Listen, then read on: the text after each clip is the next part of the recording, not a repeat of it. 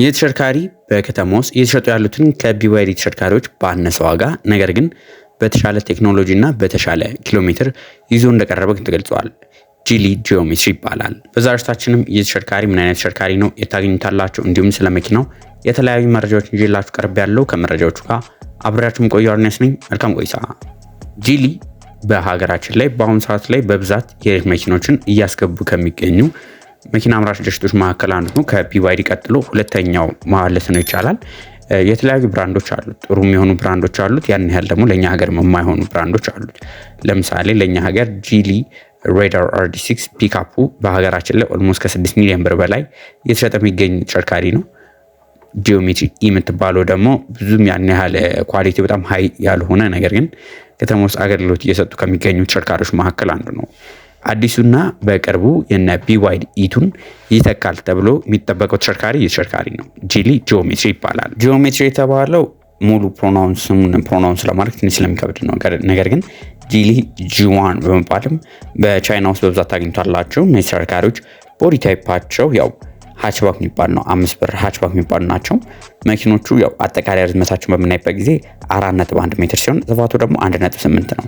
እንዲሁም እነዚህ መኪኖች አጠቃላይ ወደ ላይ ቁመታቸውን በምናይበት ጊዜ 1 ሜትር አካባቢ የሚሆኑ ናቸው። ዊልቤዛቸው እስከ 2.6 ይሆናል። እነዚህ ተሽከርካሪዎች ዊልቤዝ ማለት ከፊተኛው ጎማ እስከ ኋለኛው ጎማ ያለ ነው። ዊልቤዛቸውም ረዘም ያሉ ተሽከርካሪዎች በሚሆኑበት ጊዜ ለኋላ ሰፋሪ የሚኖራቸው ቦታም ሰፋ ያለ ይሆናል ማለት ነው። እነዚህ ተሽከርካሪዎች ባትሪያቸው ሊቲየም አየን ፎስፌት ባትሪ ነው። እንደ ቢዋይዲ የቢዋይዲ ብሌድ ባትሪ ባይሆንም ሊቲየም አየን ፎስፌት የጂሊ ባትሪ የሚጠቀሙ ናቸው። የባትሪ አማራጭ ሁለት አይነት አላቸው። በ30 ኪሎዋትም አላቸው፣ በ40 ኪሎዋትም አላቸው። ሬንጃቸው በምናይበት ጊዜ በአንድ ጊዜ መጓዝ የሚችሉት ሬንጅ ከ310 እስከ 410 ነው። ይህ እንግዲህ 310 ይሄዳል። 40 ኪሎዋቱ ደግሞ 410 ኪሎ ሜትር መጓዝ ይችላል። ይህ እንግዲህ እንደ ባትሪው ልዩነት አለው ማለት ነው። ምን ያህል ጉልበት አላቸው፣ ጉልበታቸው ምን ያህል ነው የሚለውን ነገር ደግሞ እንመልከት። እነዚህ ተሽከርካሪዎች በሞተራቸው የሞተራቸው ራሱ ጉልበታቸው ልዩነት አለው። በ58 ኪሎዋት አለ፣ እንዲሁም በ85 ኪሎዋት አለ። ይህ ማለት ወደ ፈረስ ጉልበት በምንቀይርበት ጊዜ 58 ማለት 79 የፈረስ ጉልበት ነው።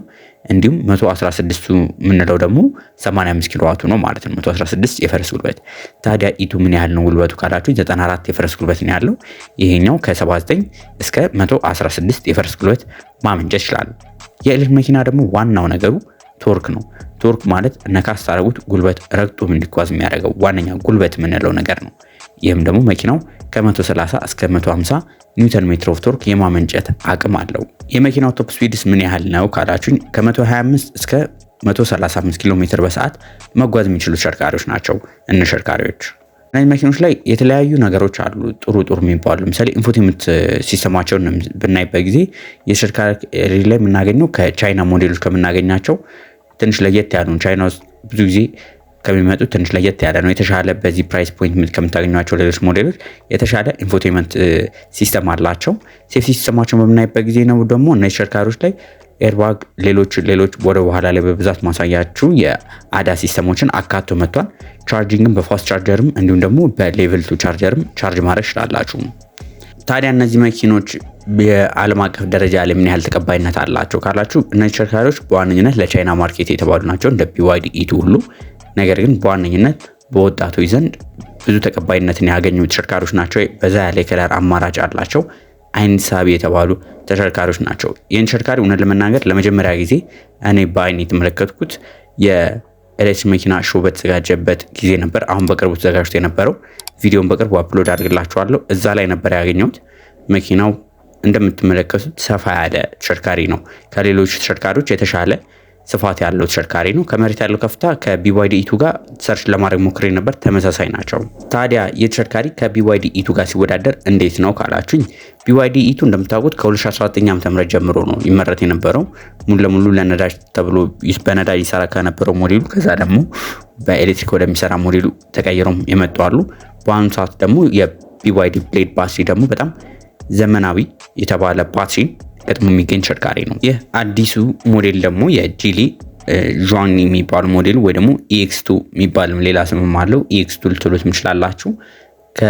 በቅርቡ ወደ ገበያ ከገቡ ዘመናዊ የኤሌክትሪክ መኪኖች መካከል አንዱ ነው። ያኛው ከ2019 ጀምሮ ነው። ይሄኛው 2024 ዓ.ም ጀምሮ ነው መመረት የጀመረው። በዋነኝነት እነዚህ ወደ ቴክኖሎጂ ያደላሉ። ሞር የተሻለ ፊቸሮችን ይዞ ለመቅረብ ሞክረዋል። እነዚህ ተሽከርካሪዎች እስቲ ጎን ለጎን አድርገን እንኳን ብንመለከታቸው የቢዋይዲው እና የጂዲው ርዝመታቸው ተቀራራቢ ነው። ኦልሞስት 100 ሚሊ ሜትር ነው ልዩነታቸው። ዊድዛቸውም ተመሳሳይ ነው፣ 100 ሚሊ ሜትር ነው ልዩነት ያላቸው። ትንሽ ወደ ጎን ሰፋ የማለት ነገር አለው ጂዲው። ቁመታቸው ተቀራራቢ ነው፣ ምንም ልዩነት የላቸው። ዊልቤዝ ላይ ግን ይሄኛው የጂዲው ትንሽ ሰፋ የማለት ነገር አለ ከዛኛው አንጻር። በባትሪ ቴክኖሎጂ በምናይበትም ጊዜ ያው ይሄኛው ተሽከርካሪ እንደነገርኳችሁ በ300 ኪሎ ሜትርም አለ፣ በ400 ኪሎ ሜትርም አለ። ነገር ግን በፋስት ቻርጅ ከ30-80 ለመድረስ ከዛኛው አንጻር ከቢዋይዲው አንጻር ይሄኛው ቶሎ ፋስት ቻርጅ የማድረግ አቅም አለው። እነዚህ መኪኖች በከፍተኛ ሁኔታ ሊለያዩ የሚችሉት በቴክኖሎጂ ነው ብያችሁ ነበረ። እንደምታውቁት ይሄኛው ከ2024 ዓ.ም ጀምሮ የተመረተ ያለ ነው። ኢቱ ደግሞ ከ2019 ዓ.ም ጀምሮ ነው ለገበያ የቀረበው። ስለዚህ ይሄኛው ትንሽ የተሻለ ፊቸሮች አካቷል። ከነዚህ መካከል የመጀመሪያው ተለቅ ያለ ስክሪን አላቸው። ዲጂታል ክላስተራቸውም የተሻለ ነው። በዋነኝነት ደግሞ አደጋ የመከላከል ብቃታቸው እነ ተሽከርካሪዎች ላይ ኦፕሽናል የሆኑ ነገሮች አሏቸው። ለምሳሌ ሌቭል 2 አዳስ ሲስተም ማለትም ድራይቪንግ አሲስት ሲስተሞቻቸው ይሄኛው ትንሽ ኦፕሽናል ሲደረጉ የተሻለ አላቸው። ለምሳሌ አዳፕቲቭ ክሩዝ ኮንትሮል አላቸው። ትራፊክ ሳይን ሪኮግኒሽን አላቸው። መኪናውን ያሽከረከራችሁ መኪናው እየተጓዘበት ያለበት ርቀት መንገዱ በምን ያህል ፍጥነት እንደተወሰነ እዛ ላይ ዳሽቦርድ ላይ ያሳያቸዋል። ይሄ ግን የምታገኙት ከፍተኞቹ ትሪም ሌቭል ላይ ነው። በቻርጂንግ አቅማቸው በምናይበት ጊዜ ደግሞ የጂዲው የተሻለ ነው። በፋስት ቻርጀር ጥሩ መቀበል አቅም አላቸው። ኢፊሽንት የሆነ ተርማል ኮንትሮል አላቸው፣ የተሻለ ነው። ቢዋይዲ ኢቱም ደግሞ ያው እንደምታውቁት ቤዚክ የሆነ ነገር ነው አብዛኞቹ ላይ ያለው። ወንበሮቻቸው የሌዘር ይሁን እንጂ የመብራቶቻቸው በሃሎጅንም በኤልኢዲም አለ። እሱ እንዳማራጫቸው ተደርጎ ማለት ነው። ታዲያ አንዱ በአንዱ ምን ይሻላል ካላችሁ የጂዲው ትንሽ ወደ እንደነገርኳችሁ ወደ ድራይቪንግ አሲስታንታቸው የተሻለ ነው፣ ኦፕሽናል ቢሆንም። ኢቱ ደግሞ ያው ኮንቬንሽናል ሁሌ የምንጠቀምበት ሪያለብል የሆነ ለስራ የሚሆነን አይነት ተሽከርካሪ ነው። የያዛችሁት መኪና ለተሻለ ኢንፎቴመንት ስክሪን፣ የተሻለ ድራይቪንግ አሲስት ፊቸሮችን እንዲሁም ደግሞ ባትሪው ያው ዘመናዊ የተባሉትን አዳዲስ ፊቸሮችን የያዘ እንዲሆን ከፈለጋችሁ ጂዲ አንደኛ አማራጭ ነው። ኢቱ ደግሞ ያው የተሻለ አፍተር ሴል ሰርቪስ ማለትም የስፔር ፓርት የሌላ ነገሮችን የተሻለ በቶሎ ማግኘት የምትፈልጉ ከሆነ የቢዋይዲ ኢቱ የተሻለ ነው። ነገር ግን ዋጋ ላይ ነው ከፍተኛ ልዩነታቸው እና ተሽከርካሪዎች። ቢዋይዲ ኢቱ እንደምታውቁት ኦልሞስት በአሁኑ ሰዓት ላይ 3.8 ሚሊዮን አካባቢ እየጠራ ያለ ተሽከርካሪ ነው አዲሱ። የጂዲው ግን በአሁኑ ሰዓት ላይ ገና ኦርደር የተቀበሉ እንደሆነ ነው መኪናውን የሚያስመጣው ካምፓኒ እየነገሩኝ። ነገር ግን መኪኖች ወደ ሀገር ውስጥ ሲመጡ ኦልሞስት ከ3.5 ከዛ በላይ ብዙ ከፍ እንደማይል ነው ያለው መረጃ የሚያሳየው። እናንተስ የትኛውን ትመርጣላችሁ? ሀሳብ አስተያየታችሁን ኮሜንት ላይ ጻፉልን። ከመኪና ጋር የተገናኙ የተለያዩ መረጃዎችን መከታተል የምትፈልጉ ከሆነ ሰብስክራይብ ያድርጉ። በቀጣይ ሌሎች ከመኪና ጋር በተገናኙ መረጃዎች ከምንገናኝ ድረስ መልካም ሁሉ ተመኘው።